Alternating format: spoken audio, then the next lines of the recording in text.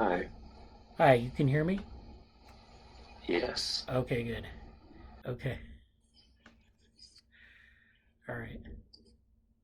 So, hello, Mehul. How are you? Hi, Bradley. Hi. Hi, everyone. Hi, Susan. Hi, Jess. Hi.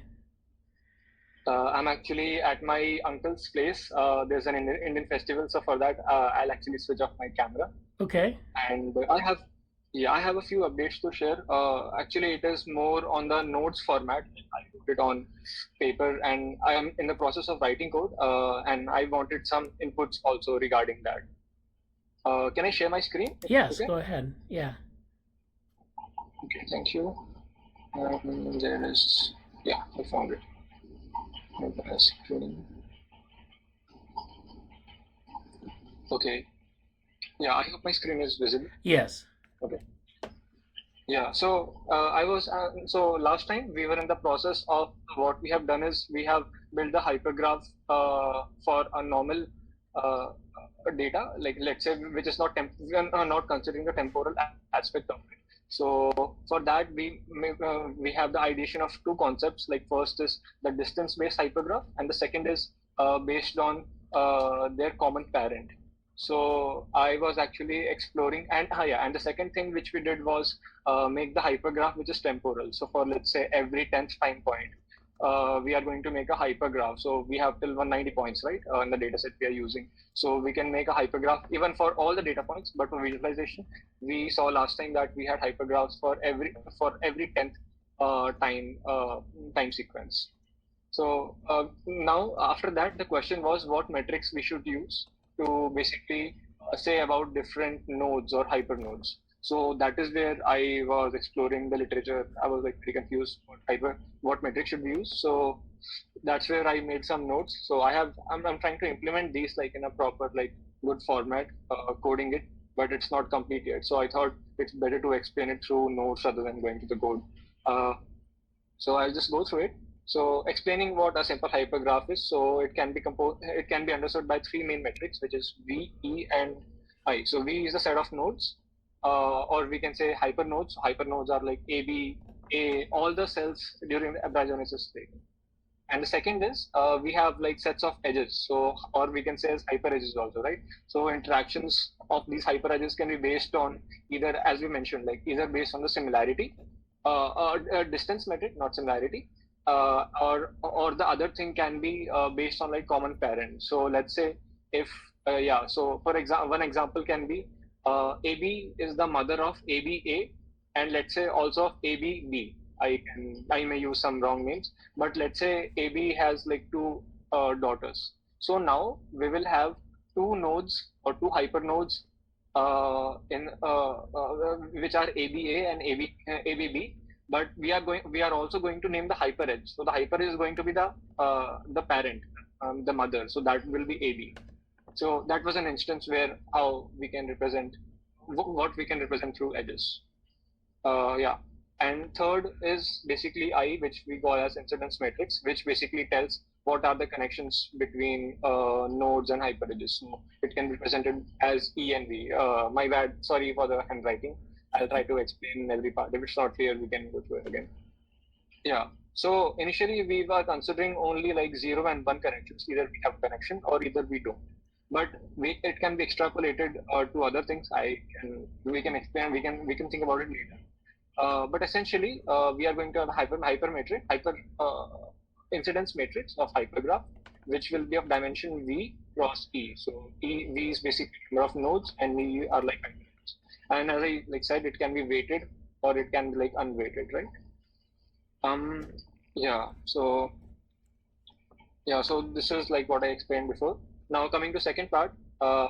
So what I was so one definition I read about multi hypergraph actually. So and I think that is what we are going towards in the end.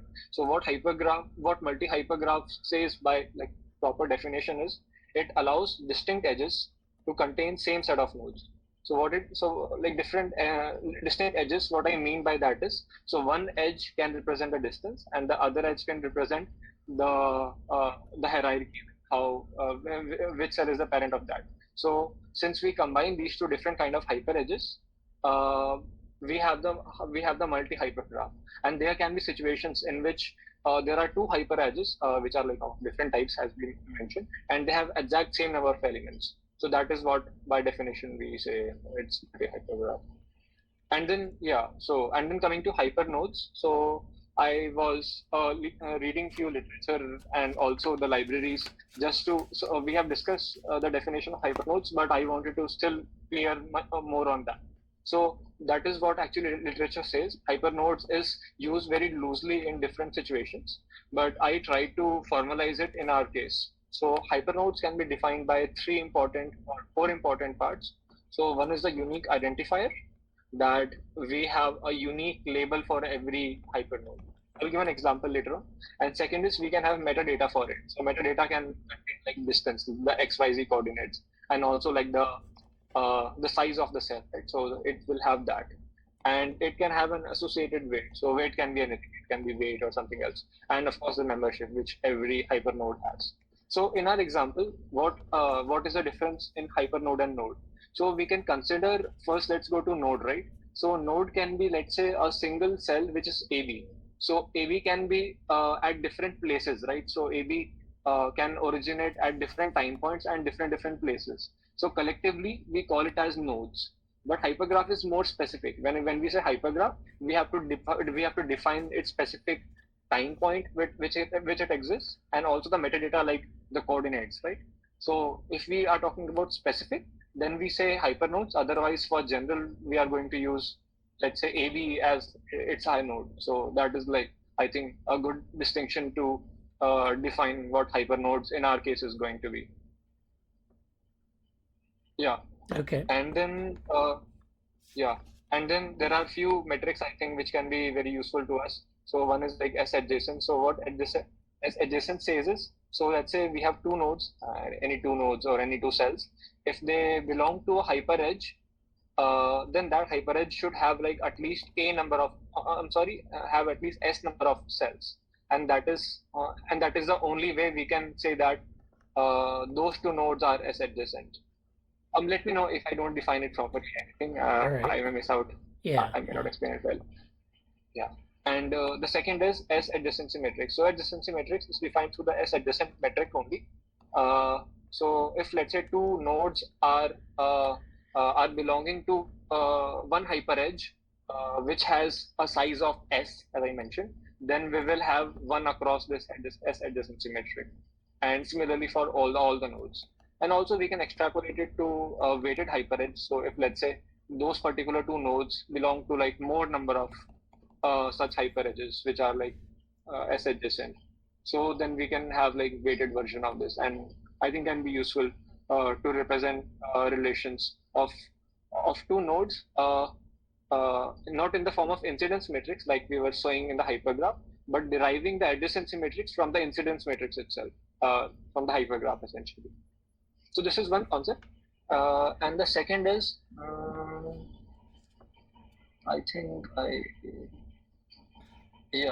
so I think I'm trying to define why it is useful. Okay, so the next is S auxiliary matrix. So I'll just define it, then I'll tell what is the usefulness of it. So S auxiliary matrix is like, so there are going to be some, so in the previous, so in the previous definition of adjacent, S adjacent, we defined as S adjacency matrix, right?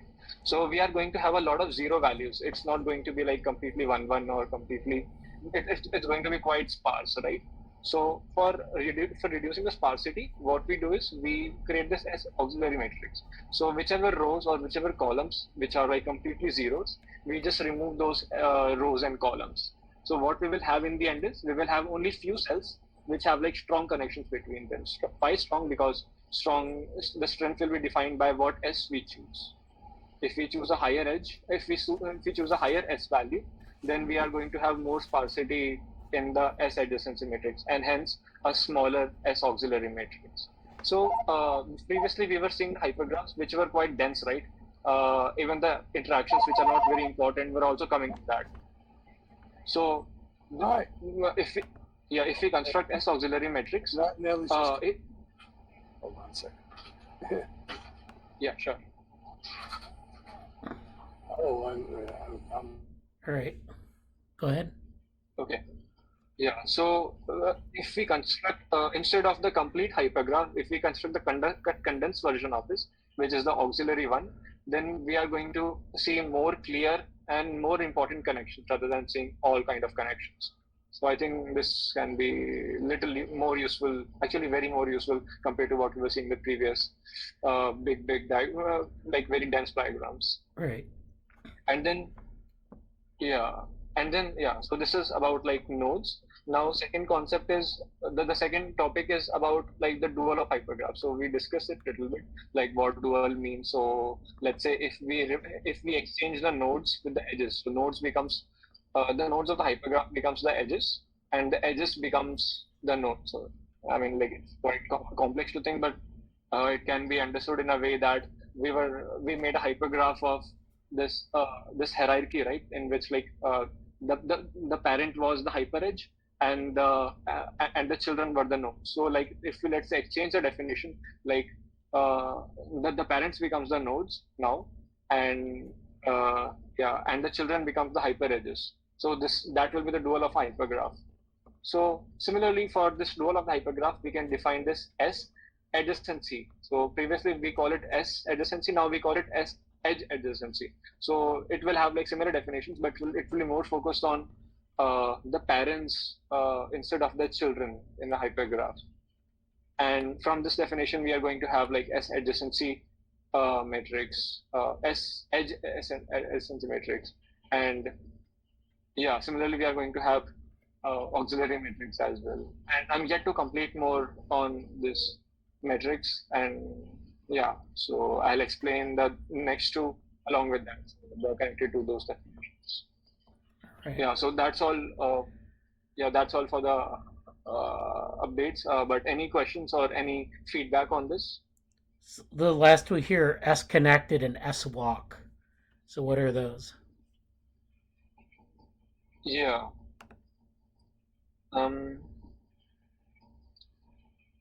Actually, so for this, I think we need to define certain more terms. So for S connected, we need to define S walk, and for S walk, I have to define like certain more metrics. So I'm actually not very sure what S walk is. So that's why I didn't mention it right now. Okay. So I'll try to cover it next time instead. But the concept is basically that you're going across the graph. It's kind of like a random walk, but it's not, because it's a hypergraph. It's a little bit different.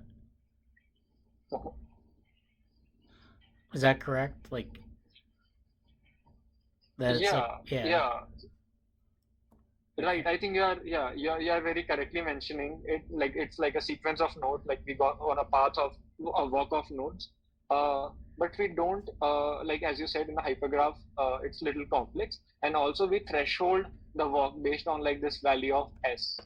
So it's like if two nodes have like if two nodes belong to a hyperedge, and that hyperedge has at least S number of nodes, then only we are going to walk through that like pair of nodes, and later on as like sequence of nodes.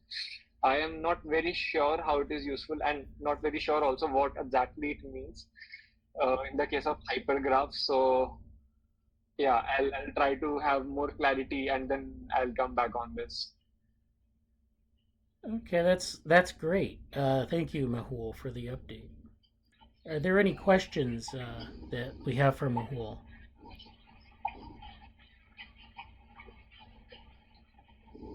Yeah, Bradley. Yeah. Dick Gordon.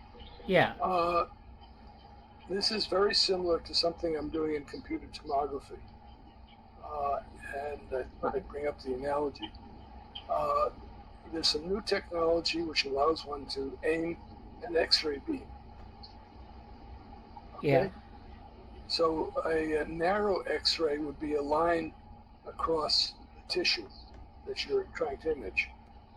Okay? Yeah. Now, if we consider a number of lines which can cross one another, then we can attempt to reconstruct an image by using an infilling algorithm between the lines, where the lines are first run through a computer tomography algorithm.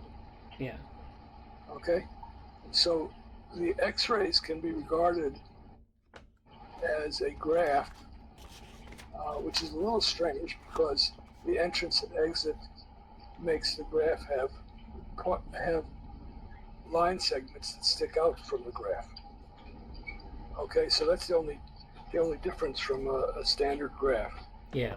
Now, we can pull the same trick.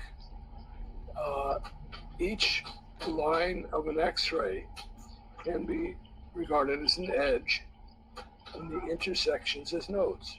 Yeah. But then we can also make the dual graph, where each line becomes a node, and the edges become overlaps between lines. So if you have a given line, it intersects some set of other lines, and those lines intersect another set of lines, etc., until you cover the whole thing. Yeah. Okay, now we're considering applying computer tomography.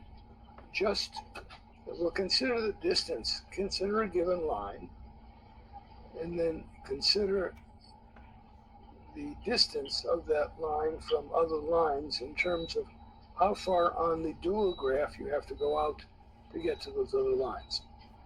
This gives you a set of subgraphs which are based on the dual, which go further and further away from the initial line that you started with. Now we're doing a calculation on each line, which is a computer tomography calculation, and I'm speculating based on what I call the locality of computer tomography, which means that if you change a given region, it doesn't seem to affect other regions very much. So I'm generalizing that to the dual graph. And what you do is do the computer tomography algorithm just on a line and then the neighbors of the line, and etc. So you can go out, let's say you've got n lines, you can go out to I lines where I is less than n. Right. Okay, so you're sort of spreading out in the dual graph. The point is, the reason for doing that is that the computer tomography algorithm can get worse and worse as you increase the number of lines. So by stopping at a certain distance for a given line in terms of the dual graph, you can speed up the computation. And under the assumption that of a locality generalizing to the dual graph, it should converge fairly rapidly. You don't have to do all the lines. Okay, so Yeah. it's sort of similar to this in using dual of the graph. And the analogy might make, I don't know how popular this is in India, but the kids' game of pickup sticks can be regarded as sticks are adjacent to sticks that overlap them, and then those sticks are adjacent to the sticks that overlap those. So so pickup sticks sort of gives you an analogy where you can get the dual of the pickup sticks. So you can visualize this in by just throwing a bunch of pickup sticks on top of each other. Right. Okay, so that's where we're going with this. It's a new kind of computer tomography algorithm which works on graphs and on the dual of the graph. And that's where we're at right now. I'm working with Hussein on trying to implement this. Yeah. But it looks very similar in structure. That's why I brought it up. Yeah. Yeah, I think it you could represent that as a graph and kind of find a shortcut, no pun intended, to to sort of speed up the algorithm. You just characterize the set of points and then characterize another set of points and so forth. Yeah.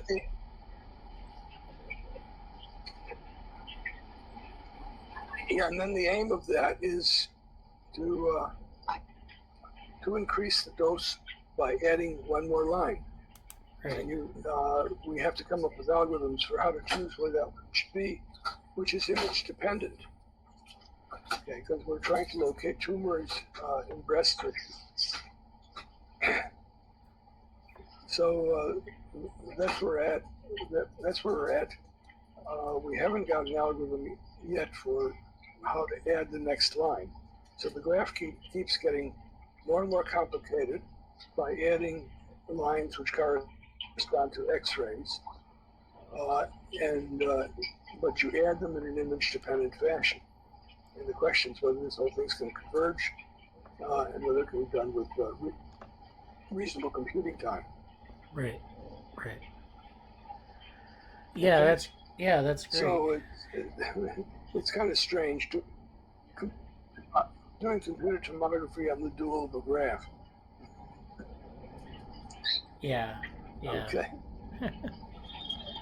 Yeah, that sounds very interesting. Yeah, that's where we're at right now, trying to set this up. Yeah. So Nick, actually, I really like how you probably can utilize dual of a graph, but is it possible? So now, like in dual, you would be exchanging the roles of edges and nodes, right? So is there any attribute? Yeah. Sorry. Any what? You are probably like exchanging the roles of edge and nodes since we want to focus more on edges. Yeah. So are edges like very clearly defined in terms of like terminology? Like Yes, in our case, we're doing it in 2 dimensions for now. So the question is just, are 2 lines cross? Do they cross within the tissue? Okay, because we're dealing with a finite region. 2 lines that are not parallel in general will cross, but we need them to cross within the tissue, and then they form the graph. Okay, makes sense. Yeah. Makes sense. Yeah. So yeah, go ahead. Sorry, please go on. Yeah, so what I was asking is like, so is there any terminology associated with every like connection between the tissues which you're talking about? So for every connection, do we have like some names given, the formal ones? Only we're adding one line at a time. So you can number them consecutively, but that's all. But the one you add has to be one which improves the image as best as possible, and that we haven't figured that out yet. Because what you're doing is you have all these lines crossing, and you're using an in-painting algorithm to fill in the space between them, so you get an image. And the question is, does the image show tumors or not? If it seems to be showing tumors, then in some fashion you pick the next line to go through the supposed tumor, and the result should be that either it sharpens up the image of the tumor, or it's a noise fluctuation and the supposed tumor disappears. And you stop adding lines either when you found tumors or you've reached the maximal allowable dose, which is proportional to the number of lines. Okay. Yeah. So there's a stopping procedure. But what's unusual about this is that in computer tomography, you normally consider either a fan beam of X-rays or a cone beam for 3 dimensions. In that case, you're splattering your X-rays over normal tissue and the tumors. We're trying to minimize the dose to the tumors, to the normal tissue, and maximize the dose to possible tumors. So that's why the addition of the lines is image dependent, and the aim is to keep the dose as low as possible. Okay. That sounds very interesting. Thanks for giving the information. Okay, sure. Yes. Okay. Well, I missed the beginning of this. What's the context of your graph?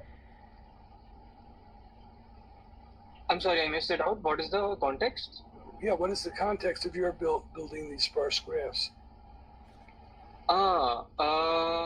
So like previously when I presented, what we had was our so the hypergraph which we constructed. If we include all the time points also, it became very complex. Or let's say if we make a dynamic graph, in the initial time points, it was sort of like very clear. But as we go to like time point at 150, it becomes very very dense to observe the important interactions. So uh, if we like talk of auxiliary matrix, I want to like uh, basically observe only the interactions which are important for us, not like the complete hypergraph. And yeah, but talking about the importance of dual of a hypergraph, uh, so when we like when we are focusing on just the hypergraph, when we have the hypergraph of, let's say, the hierarchical parent child interactions, that hypergraph was capturing the interaction between the children, that these children are of a common parent, and that's what we were observing. But I also thought like observing the interaction of the mother could also be important. So that's why I started focusing on dual of hypergraph, because mother is representing this by the hyper edges. Yeah, so that was like my motive. Yeah, in our case, what we're trying to do is get a subgraph from the dual, where the subgraph is distance, where distance is counted in the, how should I say, how many nodes you have to go through to get to a given line. To give a name. In other words, if you Okay. have, if an X-ray is crossed by other X-rays, then you consider those X-rays that cross it, and then you consider the X-rays that cross those. So at each step, you can talk about a distance in the dual graph. How many edges of the dual you have to go through to get to a given X-ray, and the idea is to minimize the computation. In other words, minimize the graph by minimizing by using a given number of steps going from a given line to the other lines, or in this case, a given node to the other lines in the dual. Okay, that's interesting, but I didn't understand this properly. I'll probably watch the recording of it again. Yeah, I have some questions, but I'll try to reach out to you if I'm not able to clear them in the next meeting. I'll put my email address in the chat. Okay. Sure. Yeah. Okay. There you go. Yeah. Thank you very much. All right. Yeah, I wasn't expecting to see this convergence of ideas. Yeah. So I had a couple questions, Mehul, about the notes. Yeah. So first of all, I think this is an interesting idea. Like what Dick's talking about is putting lines through tissue, like they're imaging a tissue volume and then they're putting lines through it as like X-rays. But you can think of those lines as kind of like hypothetical lines through some geometry. Like if we took C. elegans, for example, we could take lines through and predict the centroids of cells or different features in the cells. And so, this is just kind of a blind approach to like kind of segmenting images where you put a line through and you see what's on the line. And then, you build a network from that. So, like, say we weren't trying to use cells or the cell centroids. Say we were trying to use like different organelles or different, protein agglomerations or whatever. And we wanted to kind of characterize a network of those. But we only had our images and we didn't really have a good way to quantify the position of those. We knew them in the context of the tissue. So we could actually do something like this to find sort of the intersections of these protein agglomerations and build a set of lines or a set of edges that then kind of tell us where the nodes are, because the lines are kind of connected. And it's, it's a little bit kind of hard to maybe understand what I just said, because you're thinking about like this. It's a little hard to kind of wrap your head around. But like, let's say we just wanted to like survey a set of lines through the tissue. It's kind of like when they do geology and they do transects through like some place they want to like sample and dig and find things underneath the ground. You're just kind of developing a sampling strategy. So you just set up put a set of lines across the tissue, across the images, and see what's there. And then when there's like an intersection, you count that as a node. And then it's almost like an exercise in geometry, because then you like say basically, what is at those intersections? How do they relate to the geometry of the worm or the tissue? And we can do things like that. So I think it's an interesting approach, also for imaging stuff. Yeah, Bradley. There's also the how should I say, uncertain observation that cells can have an effect on cells at some distance from them. Right, signaling. Yeah. Okay. And so that dual graph can give you an idea of how far cells are apart in terms of signaling or something. I just read a fascinating paper where some bacteria can actually form a line of cells that gets quite long and can signal along the line by an electric current. Yeah.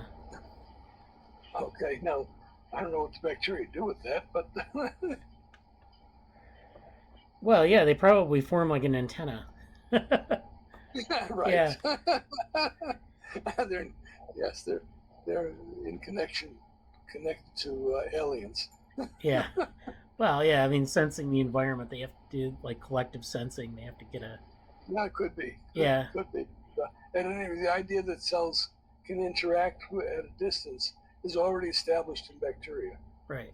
Yeah.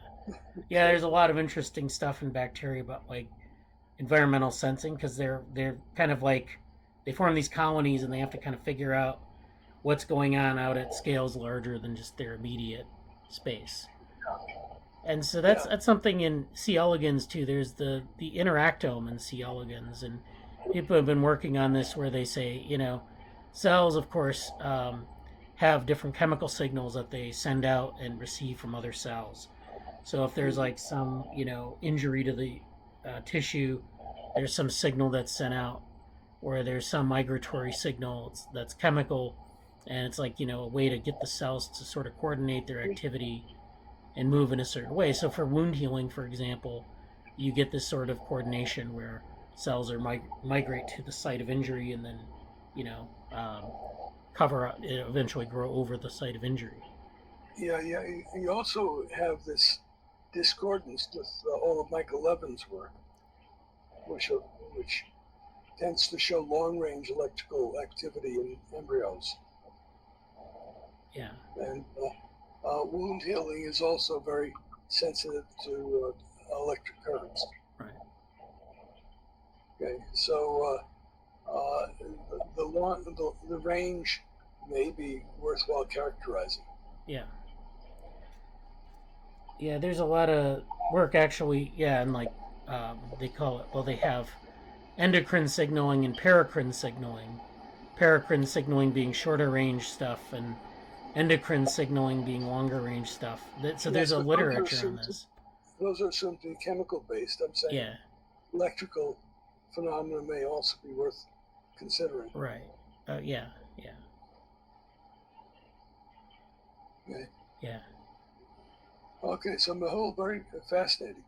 Yeah. Thanks, Mehul, for the update. Yeah, thanks, Bradley. And actually, I understood the analogy you gave was very useful, and I got the intuition of it. But I'll try to wrap my head around by thinking more about, and I'll watch the recording again, the specific parts you said in the beginning. So yeah, thanks for the input. Oh, no problem. Yeah. So yeah, thank you, Mehul, for the pull request that you made earlier this week. I accepted it, and it's in the repository. So what are your Yeah, plans like for the rest of the GSOC? We have a couple more. We have an extension, a project extension. So there's like 4 more weeks. And so what are the plans going forward?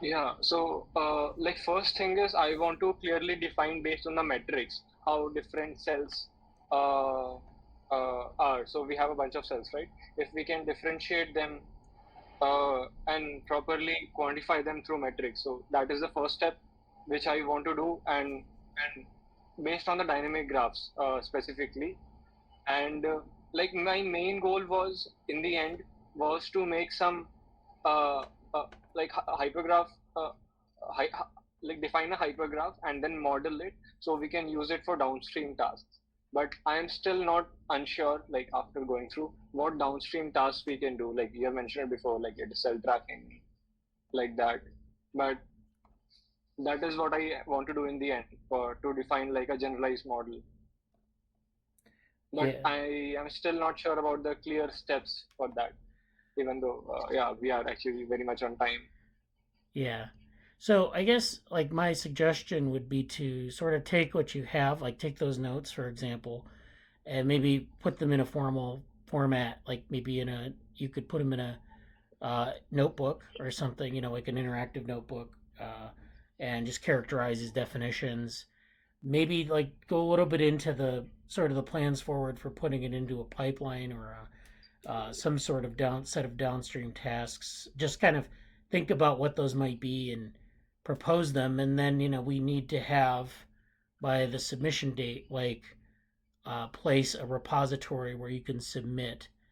And it doesn't need to be all code, but I think like what you have in terms of code and then some of the notes and some of the other things, I think that's good for a submission. And so you just want to be able to package all that together with like documentation and that, and then that should be enough for the project. So you don't have to like, you don't have to do all this like above and beyond work. You just need to get to a stopping point where you can say this is kind of where we are right now, because we had like one summer to do this, and I think we made some pretty good advances. This is kind of what the repository has in it. We have code, we have plans for the future, we have definitions, and then that's all sort of presented to the submission. So the people evaluating the project know that you did X, Y, and Z, and then have some documentation so that we have some idea of where we left off, what needs to be done, and so forth. Now it's up to you whether you want to create formal issues on this. You might want to do that in the DevoGraph repository. I don't know if we have a project board in there. I think we do. But to have like a couple of things where, okay, if we want to continue the project, and I know you want to work on a paper after the coding period, which is good, but we want to have some like technical issues to follow up on and have those in issue form. So if we can do that, that would be good too. Okay. So you're suggesting that we should post everything like the next ideas on the board, right? Yeah. Those put those ideas out there formalized, and then of course make sure that your repository that you're submitting to GSOC is complete and has like a good set of stopping points, and you can just point out where you are and what you've done, what you've accomplished. Sure. Yeah, broadly. So like for the first steps, as you said, I'll document these notes completely and try to have some visualizations along with it. I think that will be useful to understand. And yes, and then use that board to define clearly what exactly we want. So on, like as the project goes. Yeah. Okay. So a couple things I'd like to finish up with here. The first thing is that we have a number of pull requests for DevoGraph. Thank you to Paki and Mehul for making their pull requests. Now we have a few more weeks to GSOC left, but I wanted to point out that we've got a number of nice pull requests here, and Mehul, of course, making a pull request just this week. And so we want to get this all done in 4 weeks. So we're going to have more pull requests to the DevoGraph repository. And if you're interested in contributing to the DevoGraph repository, you're welcome to go peruse the repository, see what we've been doing over this summer and past summers, and find a place to contribute.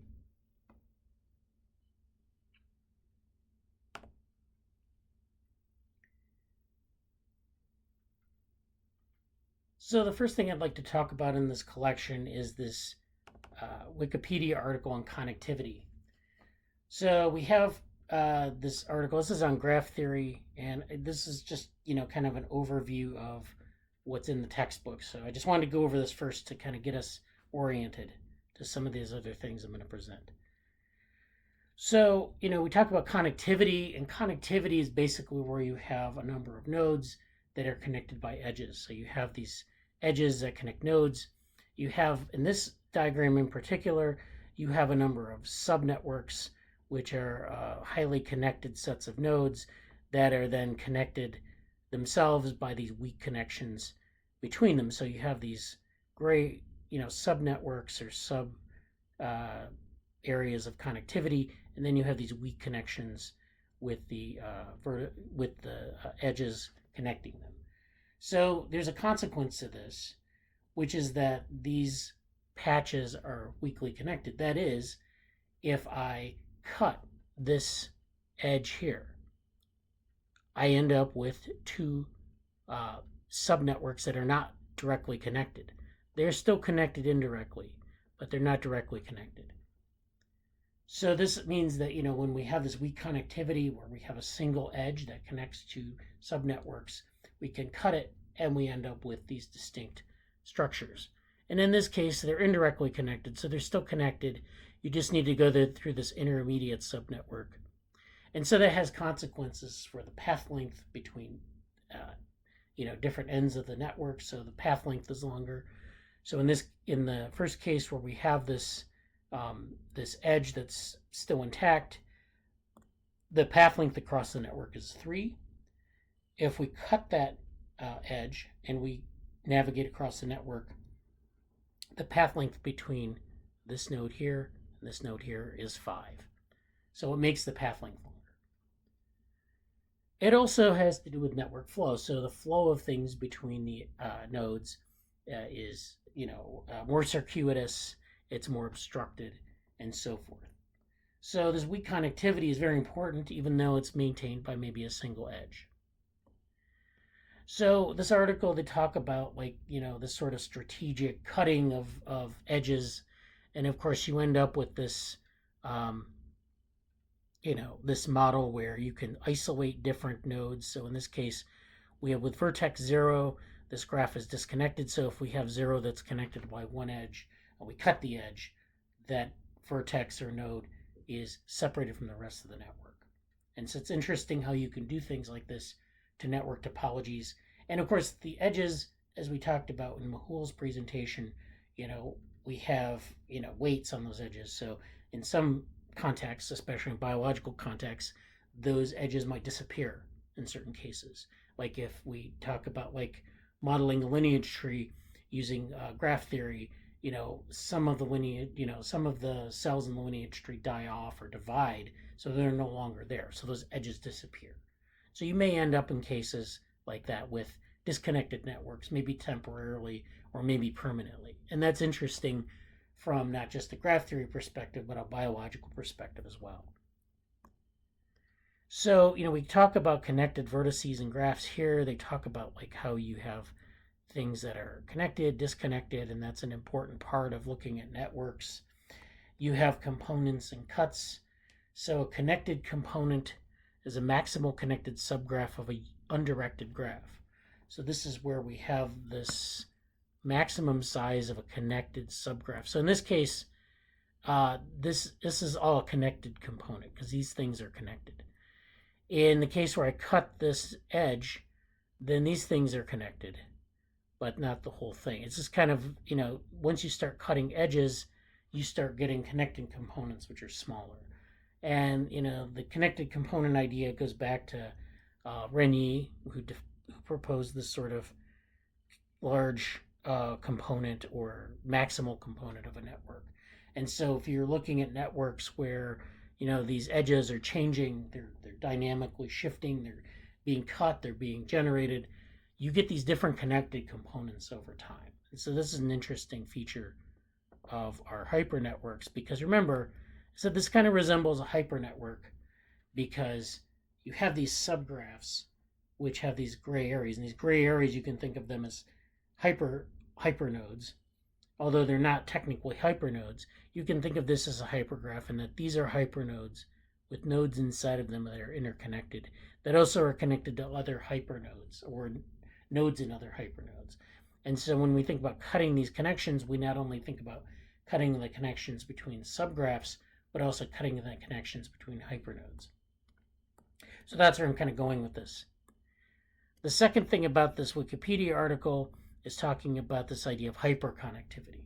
So hyperconnectivity is not the same as what we're talking about when we talk about hypergraphs, but there's this idea of hyperconnectivity that's distinct from something like superconnectivity. So basically hyperconnectivity is where a graph is said to be hyperconnected or hyper-K if the deletion of each minimum vertex cut creates exactly two components, one of which is an isolated vertex.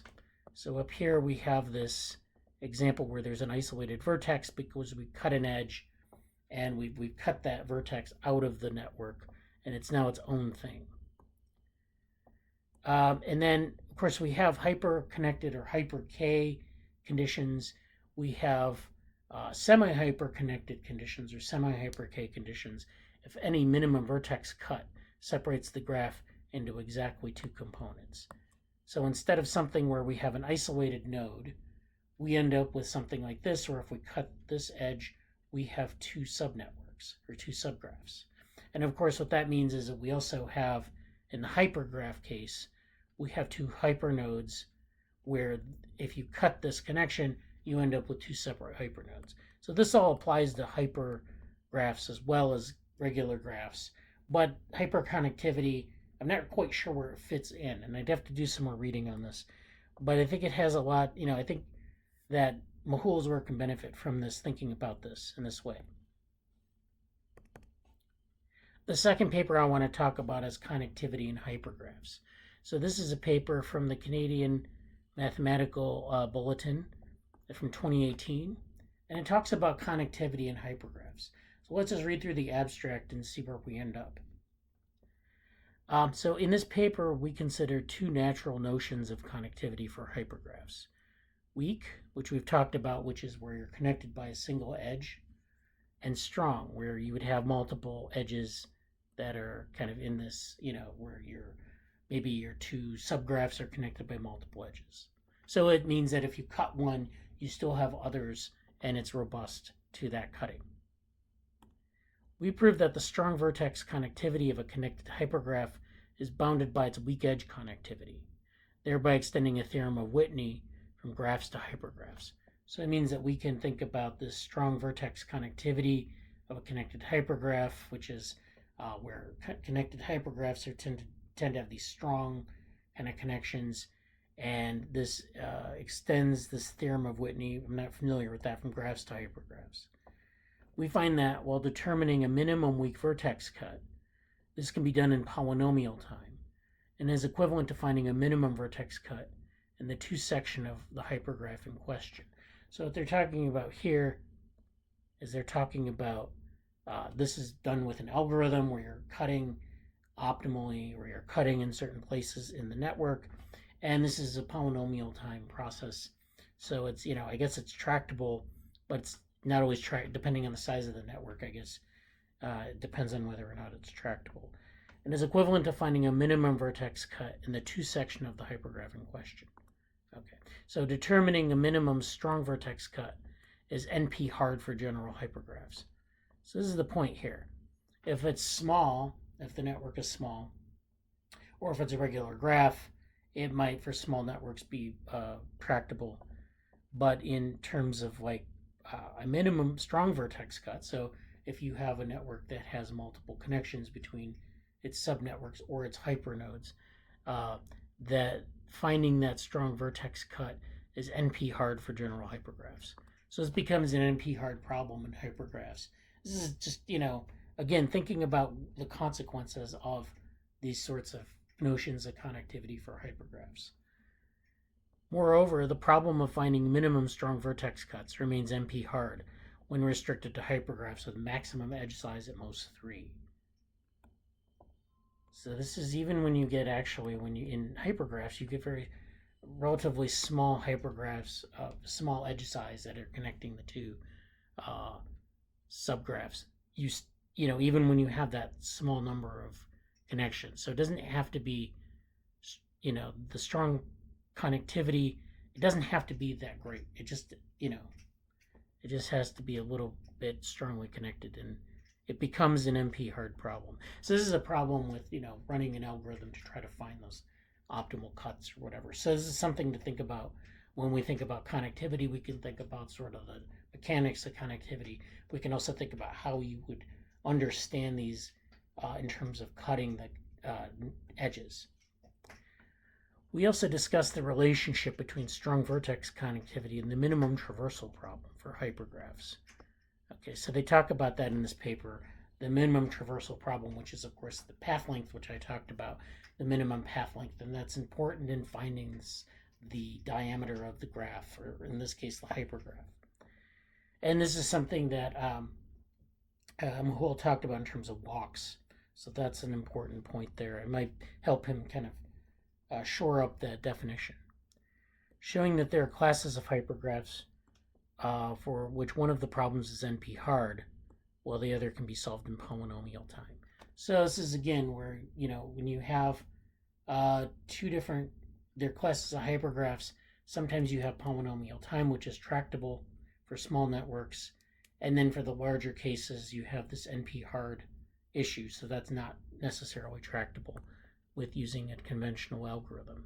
So this is an important point, kind of talking about hypergraph connectivity with respect to sort of algorithmics and some of these other things that we'd be interested in for developing this type of hypergraph.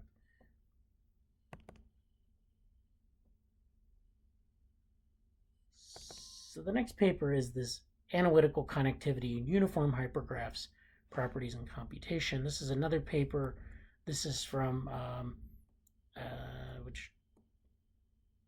this is from Numeric Linear Algebra Applications.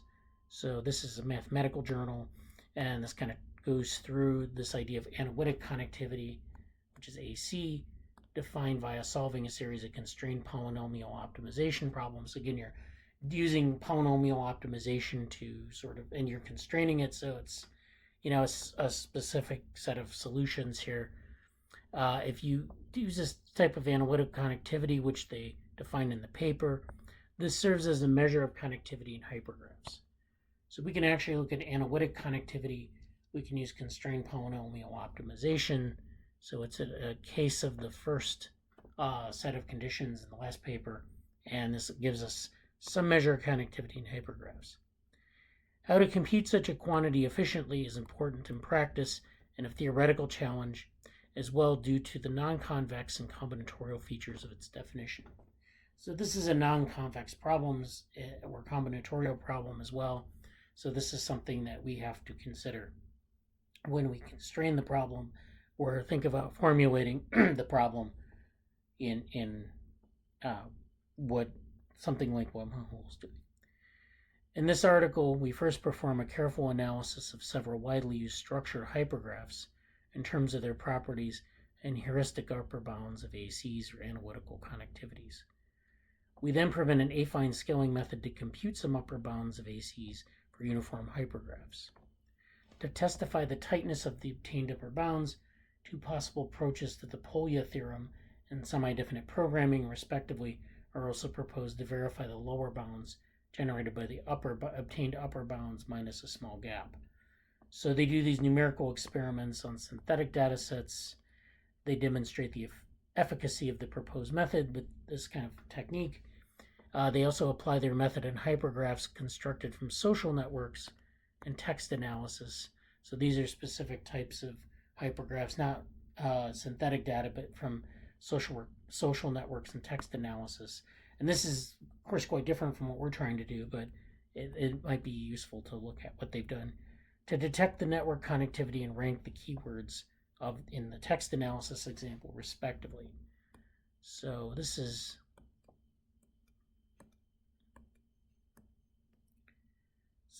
an example of connectivity in hypergraphs. You have these hyper nodes, and they're connected in these ways. So the hypernodes are these like circles around the nodes. You can see that they're connected, weakly connected, and strongly connected. And you have these different ways of looking at these different topologies and then measuring their average degree.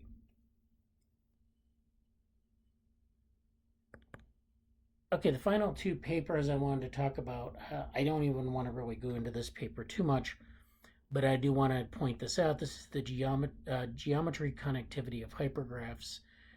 This is an archive paper from 2019, and it kind of goes over some of the ways that they're modeling this using a Laplacian tensor. And, so this is kind of going over geometric connectivity. I talked about geometric connectivity a little bit in the main meeting, but this is basically talking about this finding from Fiedler, where they pointed out that a graph G is connected if and only if the second smallest eigenvalue of the Laplacian matrix LG is more than 0. This eigenvalue which results is called the algorithmic algebraic connectivity of graph G, denoted as alpha G. Usually this conclusion is called the Fiedler theorem. So they're using, this might be above what we're trying to do in our, we're going to write a paper after this. So we might draw from these methods, but I just want to point out that this exists. The last paper is this idea of random contractions in sampling for hypergraphs and hedge connectivity. So this paper, I don't know where this was published. Let's see. Okay, so this paper, I don't know where this was published, but this is basically talking about these different types of connectivity. So this is a hedge graph where you have these hedge cuts, and they show like how you can decompose the network into different parts or to decompose it into individual nodes. So when I would just go over the abstract, I just wanted to point this out in terms of, because this has results that are relevant to hypergraph connectivity. So they talk about this in terms of, so I'll go over the abstract in the introduction and we'll talk about its relevance. So we initiate the study of hedge connectivity of undirected graphs motivated by dependent edge failures in real-world networks. In this model, edges are partitioned into groups called hedges. So you can see the red edges here are these hedges that fail together. So if you cut these two edges here, you end up with these sets of nodes that form these hedges, and the hedges fail together because you cut apart their connectivity. The hedge connectivity of a graph is the minimum number of hedges, whose removal disconnects the graph entirely.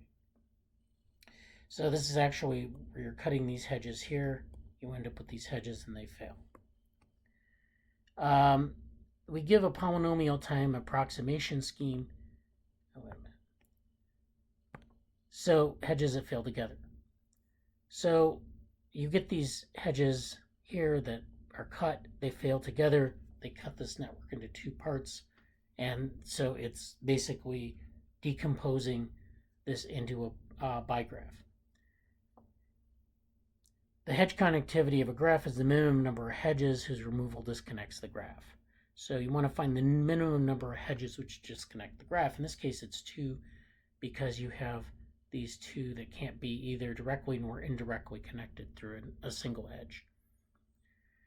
We give a polynomial time approximation scheme and a quasi-polynomial exact algorithm for hedge connectivity.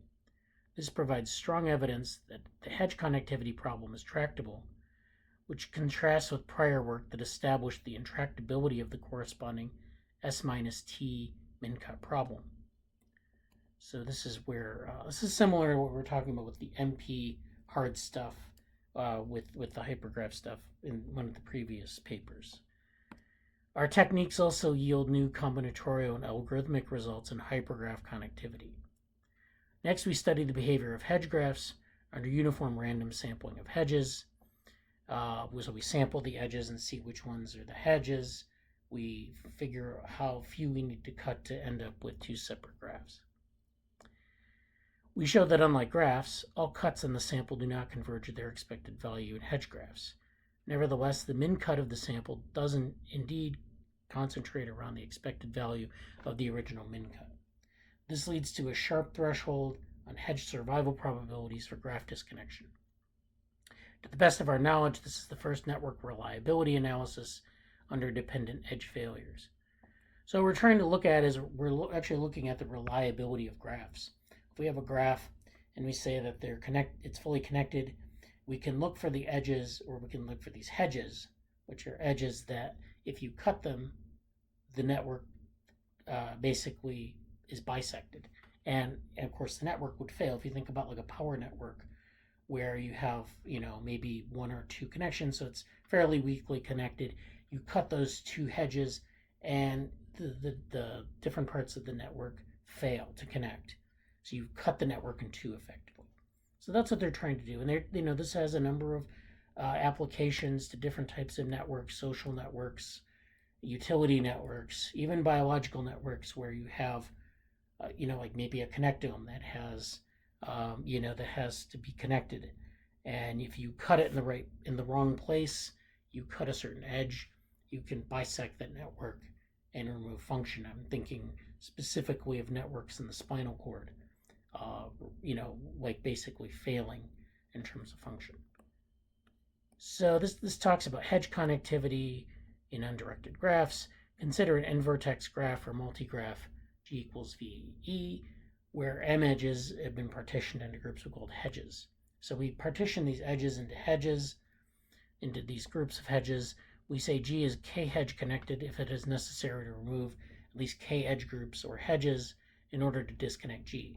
So you find all the hedges, you find out which hedges are more or less likely to be a part of this sort of removal process. So if you remove the hedges, how many hedges do you need to remove to disconnect G? So you have G and G prime as a result. This definition generalizes classical graph connectivity, where each hedge is a single edge, and hypergraph connectivity. So before we were just talking about regular graphs, now we're talking about hypergraphs.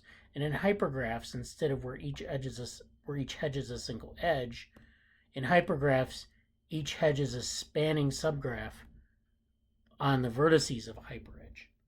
So this is where we have these hyperedges, which are single lines between two hypernodes. Those edges contain all these connections between the nodes within the hypernodes. And if you cut that, you can actually have the hedge consists of multiple connections. So it's interesting that in hypergraphs, this technique can also be used, but it has the consequence of cutting a bunch of edges at once. Okay, so it is broader because a hedge can span multiple unconnected hyperedges. So this is where you have these different hyperedges that, this is interesting where these hedges are actually less selective in terms of how they're connecting or managing connectivity. So, this is the way they're kind of formulating this. The main motivation for our study of hedge connectivity comes from the dependence among edge failures observed in real-world networks. Hedges model the simplest form of dependence, that sets of edges fail together. So you find the set of edges that are kind of in the same dynamical mode or the same functional mode. You cut those and you can trigger a failure. The classical notion of graph connectivity, where the minimum number of edges as removal disconnects a graph, can be a very weak approximation of the robustness of a graph in this scenario.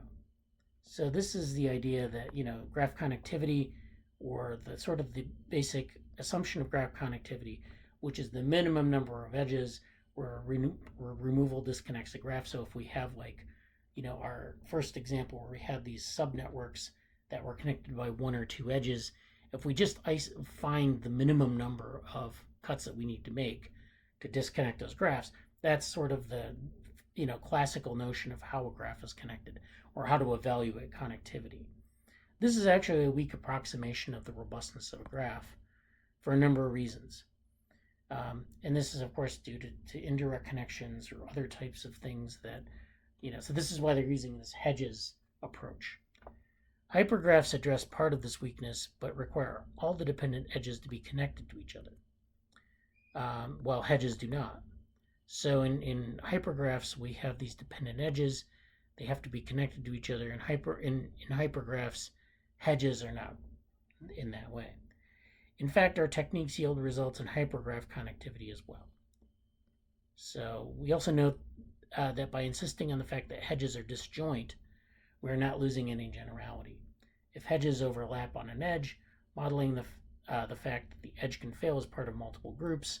So if we have a bunch of hedge groups that we identify that are like, okay, if we cut these hedges, the network will fail, and that, it happens that one edge is part of many groups of hedges, many possible groups of hedges, that just means that that edge is maybe it's very, very important.